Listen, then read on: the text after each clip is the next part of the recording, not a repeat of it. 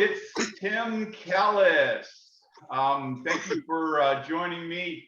I wanted to share with you a conversation that I'm about to have because I think it's going to be really important. So I've got Olivier, who's a friend of mine that I've known for about 10 years, that I've actually worked through the workshop with him and his beautiful wife.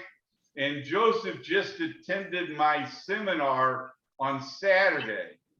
And so I wanted to go through this conversation with you guys. So Joseph, just so you know who Olivier is, let me set the background for this conversation, because there's a reason why I had this brainstorm yesterday about doing this call. So Olivier is in financial services. And just so you know, Joseph, in my world, Olivier is a big celebrity. Olivier is a huge celebrity. And just so you know, the financial services company, Olivier, we can talk about it or not, it doesn't matter to me, but it is a financial services company with a moral compass.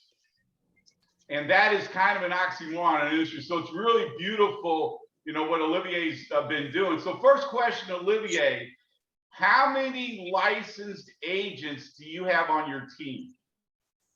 We're right now getting to right to 200. So I believe to be exact, I would say 180, 190. So Joseph, Olivier has about 200 people on his team. How many RVPs are that? We have 8 brokers. Okay. And Olivier is making over $500,000 a year. And his upline is making over $1 million a year. And so how many people, Olivier, was at your last event? We went to North Carolina from here, Fort Lauderdale. We had 130, 129, 130. Of your people, how many total was at the event? 2,000. 2,000 people at this event, Joseph. And not only that, I have gotten to me, I've known Joseph for about, I've known Olivier for about 10 years. I've watched him grow up in the business. So it's been amazing watching his development and his growth, but he is very successful. One of the reasons why I wanted to have this conversation is because both of you guys are intelligent, educated, ambitious, you know, and I have, just so you guys know, I have been working on this project for 20 years. And it's hard for anybody to be able to relate to that, how I could keep the flame going inside of me for 20 years. That is actually an entire story in of itself. And the reason why I am doing this is I know exactly what it means to a couple to learn what I teach, and what it also means in their marriage if they don't learn. I can feel, in fact, I have gotten to know Olivier and Jamina very well. You guys are very good friends of mine, love you guys. I could feel your relationship. And the other part of this is just so you guys, it has been amazing to me to discover when I discuss this with everyday people, it makes sense. People realize and people understand what I'm talking about. But when I talk to business owners, this has been really amazing for me to realize how hard it has been to get business owners to understand what I'm talking about. But let me explain to you what that means. If you guys don't know what a Wall Street analyst does, are we okay? Everything okay, Joseph? Come on. Joseph? Tim, I think we're losing you. Is it just me, Joseph? Yeah, no, I lost you on that one, Tim. All I heard was Wall Street. So Yeah, exactly. what you learn as a Wall Street analyst is market size, market growth, participants in a market, a new entrance into a market, and what they're going to do to change the industry. And I realize I'm upgrading the psychology industry. My message is unique in the entire industry. And it has been so hard to get business owners to understand this and open their eyes up. And there's a couple of reasons why I figured this out. Number one, when I talk to people, it's so interesting how people personalize the conversation. I'll get business owners, I'm happily married, I don't have a problem in my marriage, I don't see this as an opportunity, they just can't get it. And it's really been interesting for me to experience that. The other thing that I realize is the skepticism that business owners have is, well, this guy's talking this big stuff and, you know, maybe it's not, maybe it is, whatever. There's been some skepticism. And the other is obviously there's an ego involved, and maybe a business owner has an ego they can't open up to, maybe they didn't figure it out or whatever. But it has been very challenging for me to get business people to really grasp what I'm talking about here. And so what I've realized, in fact, Joseph, this is one of the things that I'm really learning recently, is what the Mentor Studios allow me to do is it's allowing me to get other people to talk on my behalf. And that's why I wanted to invite Olivier in this conversation. So Olivier, just to give you some insight on who Joseph is. In fact, Joseph, just so you know, you are the first person that I thought about inviting to do this, to have this conversation. And Olivier, the reason for that, quite honestly, is because Joseph is engaged. Okay, congrats, Joseph. Thank you. Well, but Joseph, as you heard on Saturday, it's interesting to me. I get asked all the time, what is the ideal couple to work with? And the response is the people that reach out to me are people that are struggling in their marriage, because we wait until the worst possible time to actually get advice. But one of the reasons why I want to have this is to give somebody an opportunity who's at the beginning. You know, you guys were so cute, you were so cuddly and loving and flirting with each other, watching the two of your dynamic during the seminar. But the fact that you two are at the beginning of this, to me, that's the ideal situation, because that is before you create the bad habits. It's a lot easier to create good habits than it is to undo bad habits. And if anybody ever brushes your teeth every day, you know what I'm talking. I was thinking about this yesterday as I was brainstorming about this conversation. It's been probably since I was, 5 or 6 years old that I didn't brush my teeth. Think about that. You guys, we all brush our teeth every day. Think about going one day without brushing your teeth, right? Think about how hard that was. In fact, what's so interesting is you would probably obsess over not brushing your teeth, right? And so just getting aspect of somebody beforehand. So Joseph, what I want to do is, Olivia, I want to start off with you and me. Okay.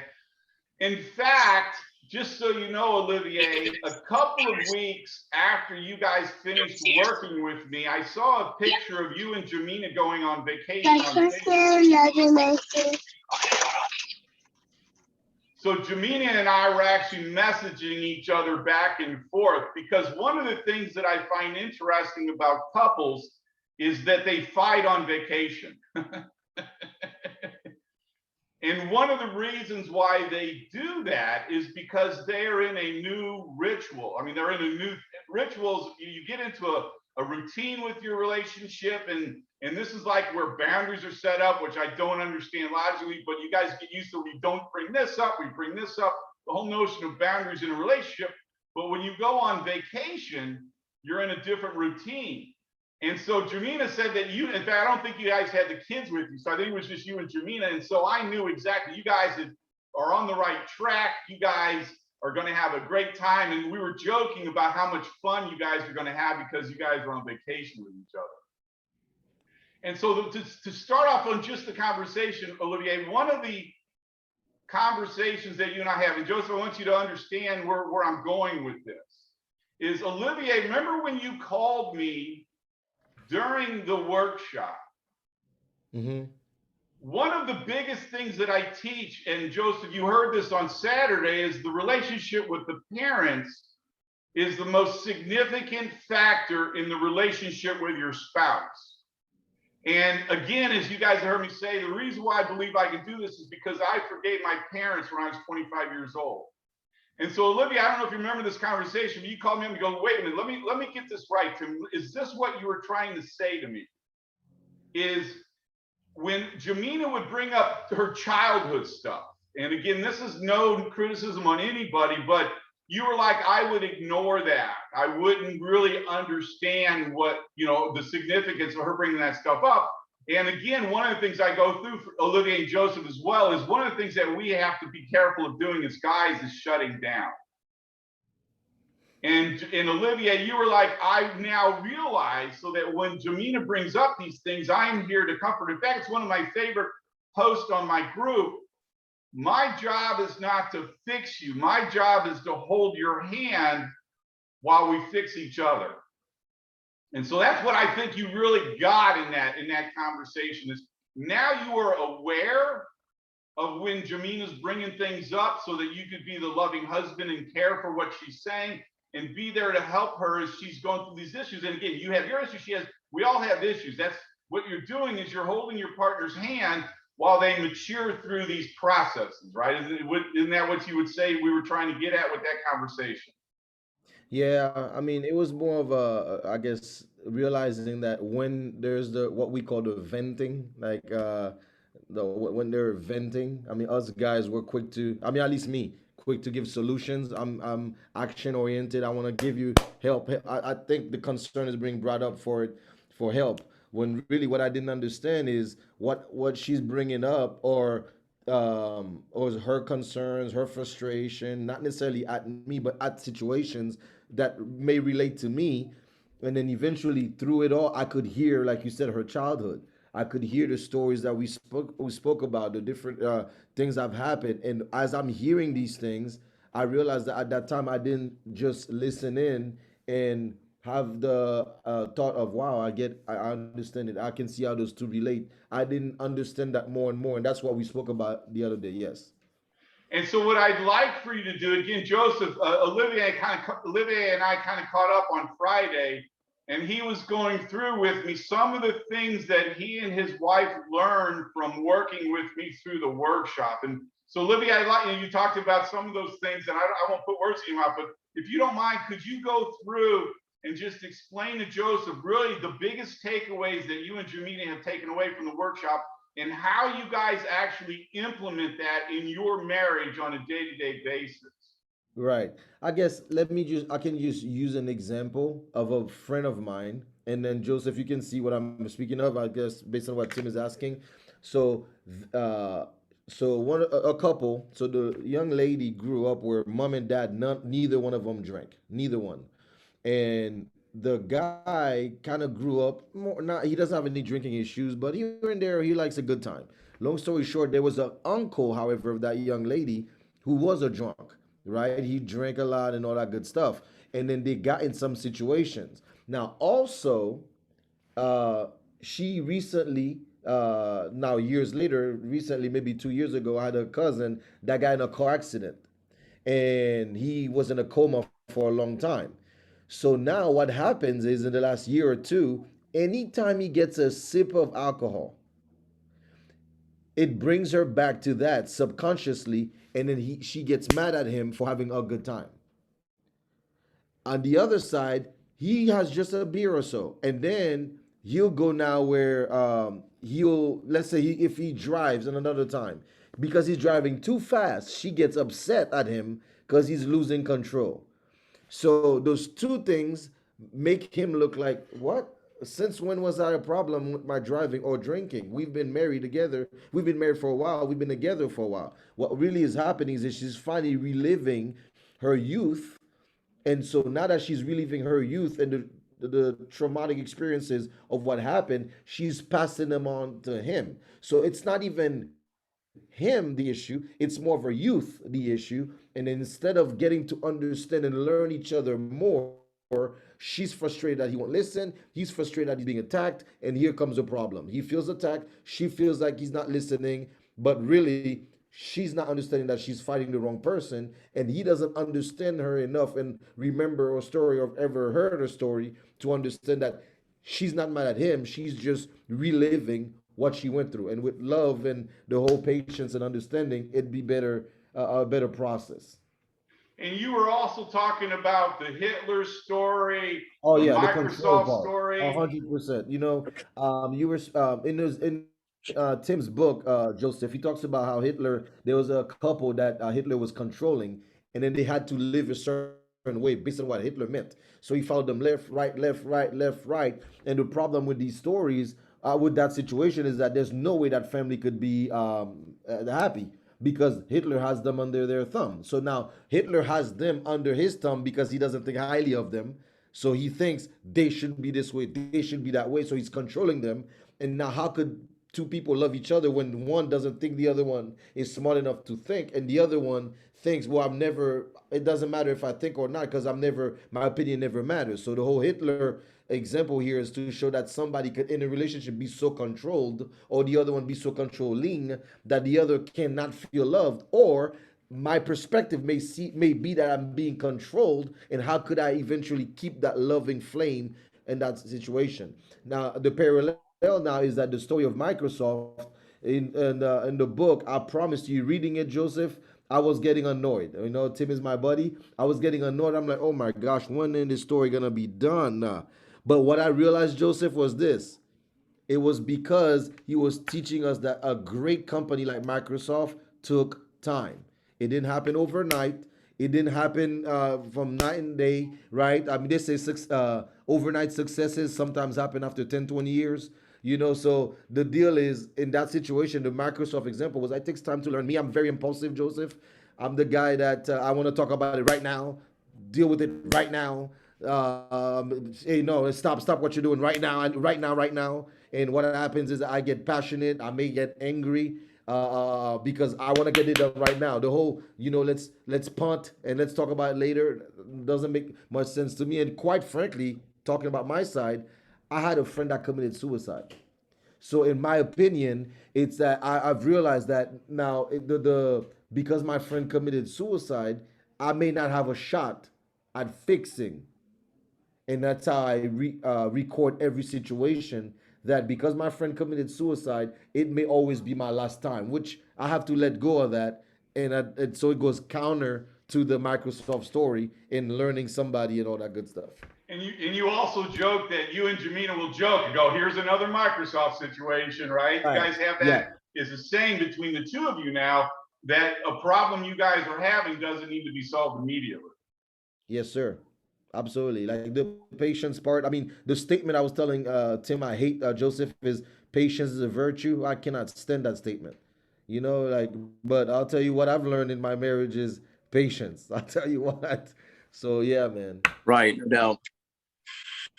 And so, Joseph, that's what I wanted you to hear, that conversation. Again, I mean, we could end it here, or but if you want to, because, you know, again, Joseph Olivier just attended the seminar on Saturday. Joseph, you see how profound what I discussed was. You see how important it is. Do you have anything you want to ask Olivier, or any comments that you want to discuss about the seminar?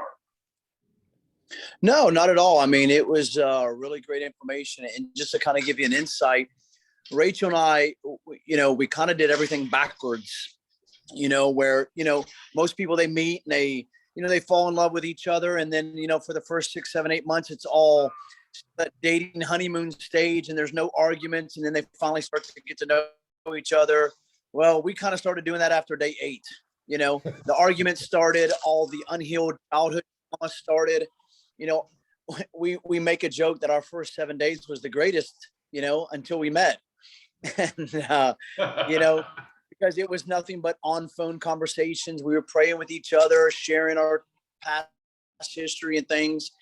And then here comes up everything, you know. I mean, I got a beautiful girl, and she likes me. I like her, but she was just getting out of a relationship. I was still healing from my wife, even though it was well over 2 years, you know. And what we dealt with until, you know, we still deal with it at times, is unhealed, unresolved childhood trauma, you know. And, you know, we've done with, who is it? Jim Terry, that's also in the group. Is that his name? John Terry. John Terry. I always say Jim. You know, we did the assessment, his 3-minute assessment, personality assessment. And we've known this, but it was just good to kind of see somebody else to talk to us about it. It's like dating ourselves. It's like being engaged and being in a relationship with ourselves. You know, we're identical in so many ways. We're both strong-willed, and it goes back to the communication. It goes back to, you know, and you nailed it on the head on several occasions. And that's why you saw us laughing at times or kind of like making jokes at each other. It, you know, what you were saying on some of the things on perspectives. You know, she has a perspective on how I do things. I have a perspective on how we do things. And we have to see each other from each other's perspectives, not just her viewpoint and not just my viewpoint, you know? So we're, hold on, buddy. We're at a point, you know, that we know what the issue is. We know how we communicate when we don't communicate.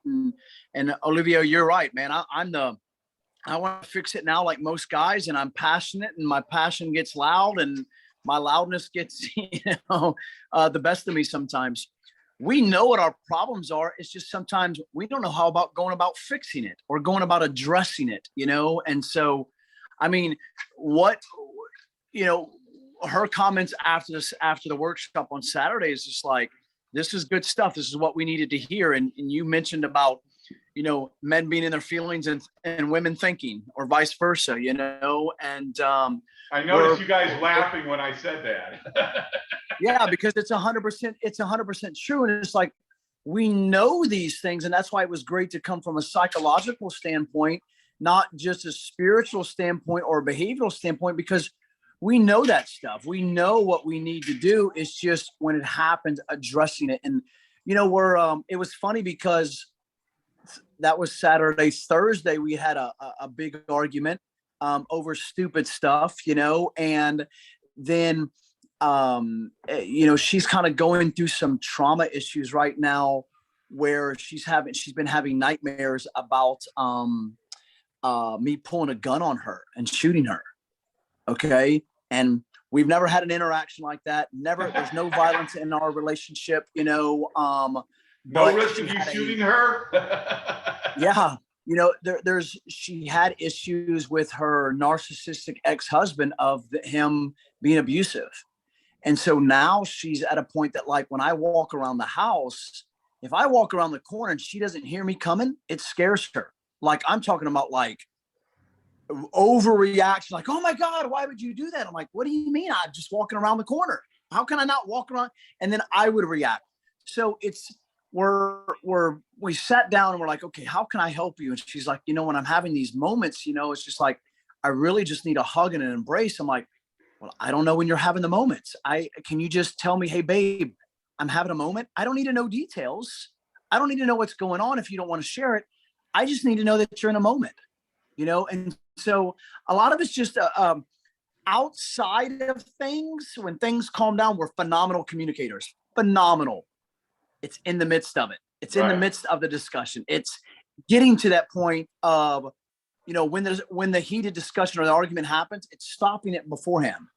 And so that's kind of where we're at. I mean, you know, it was funny because you kept on saying, oh, this is where I want you guys to be at. This is where you're at. And we're laughing because we're like, we've kind of done the opposite. We've, you know, and we've only been engaged, not even quite about 3 weeks now, you know, and the first week was great. And then we had just a typical little, I don't know, an hour or so heated discussion, and it was done after that, you know, went to bed and everything was fine when we woke up in the morning, you know, and then we went another week and then we had the big one on Thursday. And then, you know, but we're two that we may say some ugly things in a heated discussion, which has brought out things in us that we are not normally that case, you know. I was not that way with my ex-wife, or not my ex-wife, my late wife, I'm sorry. But she had those issues with her narcissistic ex-husband, you know, and then of course, issues with her dad, you know. And so we know what the issues are. It's like when something does upset one of us, is the other one not reacting, number one. And then two, going through the process of, if you're upset, okay, I don't need to fix it. I don't need to react. I don't need to, you know, I just may need to give you some time. Just come give you a hug. You know, that's kind of where we're at, you know? So we're all for the 2 months, the weekly workshop, you know? The only question Joseph, I had was, I'm doing this more than just for the two of you. That's why I'm recording this, because I want people to understand there's a real profound opportunity here. No, absolutely. My only question I had is your weekly workshops, how long do they last? Just for schedule purposes. We're going to finish this call up here in a second, and I'll go into the details. It's about an hour to an hour and a half. But again, just to have you two talking and for you to hear what Olivier and what Olivier, any first, and just so you know, Joseph, the point about what I bring to the table is I have no skin in the game on you or her. One of the things that you'll find out, and Olivier, you can respond to this, is I don't take sides. I do not say you're right and you're wrong. That is not a dialogue that I ever have. I'm here to let's find out what is the motivation here and what can we do to get through that motivation so that two people can move past the barriers. Because remember, the goal isn't to find love. The goal is to find the barriers that you have inside of yourself that keep you from opening up to love. And that, Olivier, on how you guys, you and Jamina now are much more comfortable being able to open up to each other, get close. And you said you guys have things every once in a while comes up and you guys got to retreat and got to get back to the basics and look back at this. So just your follow-up to what Joseph just said. I was listening to Joseph, and I mean, I wanted to be sure that I got a chance to say something in the sense of I was laughing, and I'm laughing at Joseph and I in the sense that if our ladies were there watching us say this, it'd be like, oh, so you know this, you really know this, huh? So to me, it's hilarious that it's almost like if you played sports, when you're down and out, you're down. It hurts, but you always remember mind over matter. You're down, but you remember. So it's hard to get up right now. I mean, I get what you're saying, but it's hard to get up. So it's the same thing. And so it's funny hearing Joseph say it, and I'm like, it's crazy to me. I like to say that God created relationships for a comedy. With people, it's like we all deal with the exact same thing in our own ways. I don't care where you come from. The person says 5 sentences, you're like, this is hilarious. Like, and it makes you feel better about yourself. And then all of a sudden you're like, you know what? Joseph is a lot worse than I am. And Joseph is probably thinking, man, he's a lot worse than I am. Right. So to me, it's really fun. But honestly, it's all, if I didn't know Tim prior to the session we went through, I would have thought it was weird how available he was, honestly. He's very available as far as his heart, willing to Yeah. do it. And like you said, he doesn't take any sides. He's really passionate about this. It's almost like he's really looking to help so that we can all, the ones that do well from that class, can have an avalanche in the world as far as helping everybody else. So that's how impactful it is. It's not, I mean, obviously he has to get paid for the what he does when he does it, when he gets paid. But really, it's like more of he's really out there helping beyond he's not like I met with Tim several times ever since our class. I don't pay for it. We have lunch many times after, phone calls, text messages, my wife texts, etc. multiple times, way after our first transaction that we did. So it's priceless. But more importantly, it's the things that the book makes you become aware of, the stories of the letter that you'll find in the book, the control stories, the stories of, like you said earlier, Joseph, about the thinking and the emotions, all that stuff. To me, it's really a wake up call that both sides get to know. Hey, learn about the other, because, like you said, Joseph, it's like each perspective matters. Nobody's crazy, but the perspectives are usually different, big time. So And yeah. let me follow up, Joseph, on what he just said, the letter. I want to explain that as well. So while Olivier, the genesis of me doing this project was after this girl and I went to a therapist, and the therapist wasn't helping. I had one last chance in my mind to fix this problem, and I wrote her a letter that I emailed to her. It took me 40 hours. 40 hours. I put so much emotion in this letter, and the genesis of the letter was one of the things I realized about myself is I don't find fault. My mind as an engineer has always been trained, and we have a problem, we'll solve it. And so this is the way I address the problem in this relationship. So all of the problems in our relationship was my fault. And she blamed me a lot. And that letter has all of the things of all of that I did. It was all my fault. Isn't it ironic? I was trying to open her eyes up to how can I be wrong all of the time? And it was actually a girlfriend of hers who I read the letter to help me out to try and convey to her that suggested that I publish the letter. And that is what led to me writing the book. And then the other thing, Olivier, you've got what, 3 or 4 other couples on your team that I've worked with as well? Yeah, 3 or 4, and there's another person you should be calling today or sometime this week. But definitely, yeah, I mean, it's been definitely helpful, and we all talk about it now. Yes. Okay. Cool, Joseph? Okay, yeah, you're on mute, but no big deal. So Olivier, again, this I didn't want to take this on. Olivier, love you and Jamina, my friend. You are awesome. I appreciate you taking the time up. Again, Olivier busy, got a lot of stuff. I'm sure you're gonna be back to work, but Joseph, hang on for a second. But so Olivier, I appreciate the time, my friend, and again, we will definitely catch up soon. Joseph, great meeting you, buddy, and congrats again on your engagement. Thank you, brother. We'll talk soon. I'm sure we'll be able to talk again soon. Definitely. All right, Tim, we'll talk. All right, thanks.